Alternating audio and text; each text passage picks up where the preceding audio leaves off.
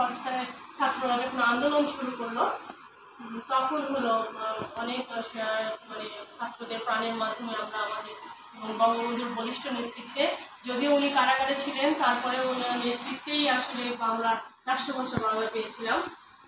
তারপর ৬৯ গণ অভ্যুত্থানে যখন বঙ্গবন্ধুকে অফার করলেন যে প্রধানমন্ত্রীর দায়িত্ব আসন নেওয়ার জন্য, কিন্তু প্রধানমন্ত্রী ওই কুচক্রীদের সাথে হাত না মিলিয়ে উনি কিন্তু ওনার অফারটা গ্রহণ করেননি। অফারটা গ্রহণ না করার কারণে ওরা কিন্তু আরও মানে হয়ে যায়।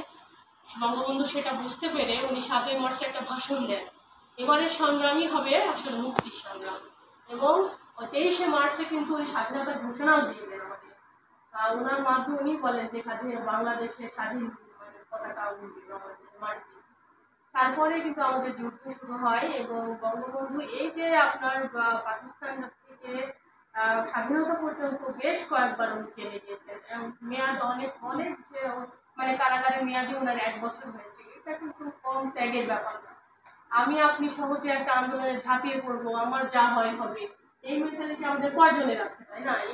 এই যে ত্যাগ, এই যে আত্মত্যাগ, এই ত্যাগের মাধ্যমে আমাদের স্বাধীন দেশ আসলে আমরা পেয়েছি।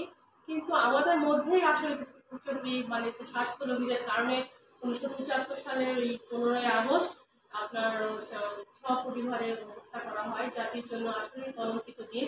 কিন্তু আমরা জাতীয় শোক দিবস হিসাবে এটা পালন করে আসছি ১৯৯৬ সাল থেকে, যেটা অনেক আগেই করা ছিল। আমরা কিন্তু এটা ইতিহাসের এমন করা হয়েছে, ইতিহাসকে যেন নামই মুছে দেওয়ার চেষ্টা করা হয়েছে অনেকভাবে, কিন্তু না, মাননীয় প্রধানমন্ত্রীর বলিষ্ঠ নেতৃত্বে আমরা আবার আমাদের ইতিহাস ফিরে পেয়েছি। আমাদের মাননীয় প্রধানমন্ত্রীর রূপকল্প, সেই রূপকল্প বাস্তবায়নের উদ্দেশ্যে আমরা কিন্তু এগিয়ে যাচ্ছি।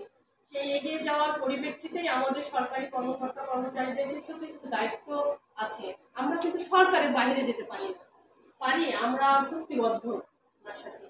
আমরা কখনোই আপনার বিরোধী দল বা আন্দোলন করা বা তার সরকারের বহির্ভূত কোনো কাজ, এগুলো আপনাদের অবশ্যই খেয়াল রাখতে হবে। এগুলো আমরা কখনোই করতে পারি না।